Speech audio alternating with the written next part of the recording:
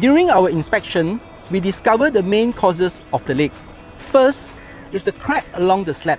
Second, no anchor filler at the corners. Thirdly, an uneven surface. Number 4, the water ponding. For this house, we are recommending a 2-layer waterproofing system. First, we seal tiny pores and strengthens the slab, so the waterproofing sticks better and lasts longer. Next, we apply a strong torsion membrane that is heated onto the slab.